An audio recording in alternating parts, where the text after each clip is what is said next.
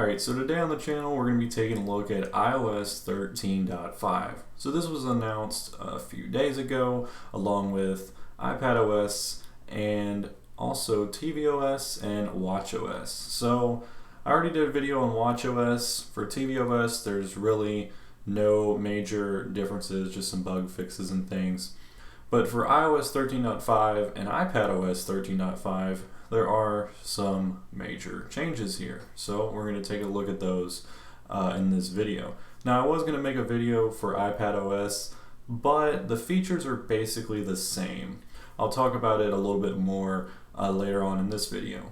Well, let's go ahead and jump right into it. So first things first here, there is a new music function. So with Apple Music, you can now share your song directly to an Instagram story or Facebook. So I actually don't use Apple Music, but if you go into Apple Music, you can actually just choose a song that you're listening to, and if you want to share it to Instagram, you can go into the share sheet now, hit Instagram, and it will automatically open Instagram and put a little kind of thumbnail of the song you're listening to into an Instagram story. So it's a nice way now to share your Apple Music songs to Instagram. So next up, let's talk about Face ID and your passcode. So with all the pandemic stuff going on now, a lot of people are wearing masks. Now obviously with Face ID, it needs to be able to see your entire face for it to unlock. So now Face ID can recognize if you are wearing a mask. So in order to simulate this, I'm going to put my hand, and you can kind of see my reflection, I'm going to put my hand over my mouth and nose, just like a mask would be.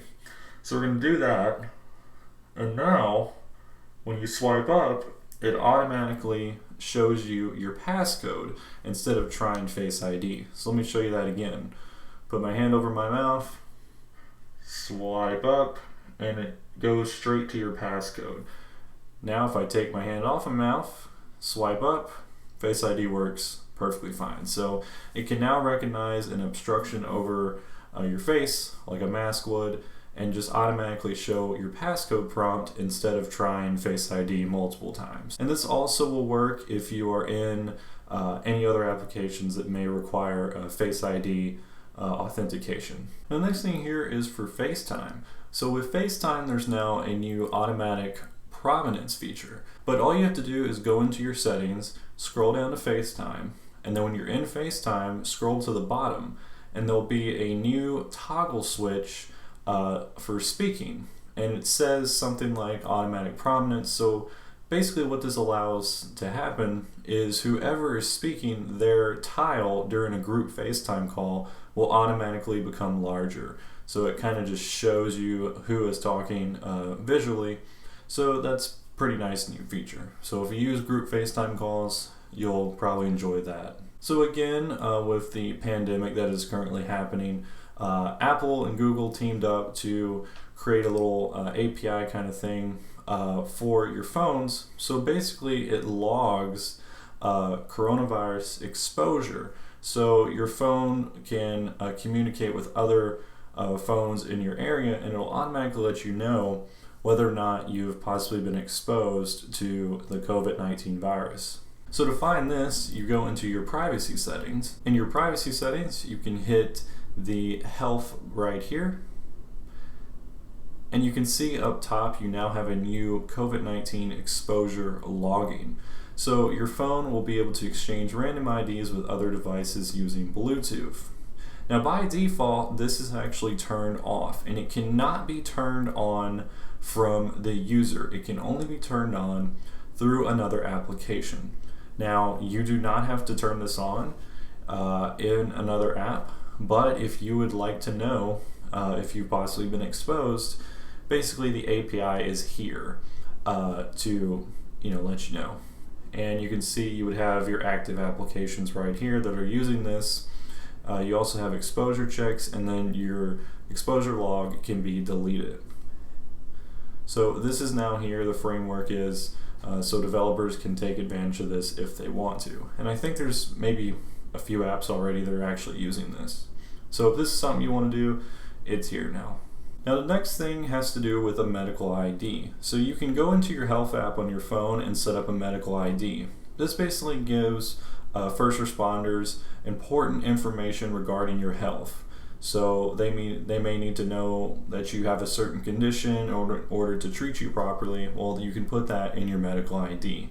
Well, now in this latest update, you can actually choose whether or not to share some of your information in your medical ID with an emergency call. Now to find this, you just go into your settings, scroll down here to health, and you can tap on the medical ID here. Now I don't have that set up, so I can't show you the menu, but basically once you get in there, there'll be an option at the very bottom of the screen where you can turn that on. Now the other things here are just a few bug fixes. So first things first here, there was a black screen, I should say. People were getting a black screen when they were trying to stream certain content on websites. So that has been resolved now. Also, there was a text message string that people could send. You could send a string of characters and it would crash the messaging app. So they've resolved that. And then finally, there was another issue with the share sheet actually being blank or having options not appear. So that appears to be fixed as well. Now I told you I'd talk about the iPadOS just a little bit here. Basically you get all the same features, so Face ID with a mask and things like that. The only thing that doesn't appear to be with the iPad is actually the exposure logging, which kind of makes sense because you may not always have your phone, or excuse me, your iPad with you, but you always have your phone with you. But anyways, guys, that's pretty much everything here for iOS 13.5. This is just one of the final updates here, most likely, before we're introduced to the iOS 14 at WWDC.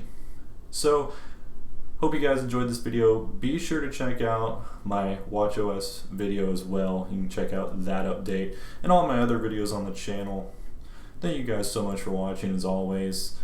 Be sure to subscribe, and I will catch you all in the next video.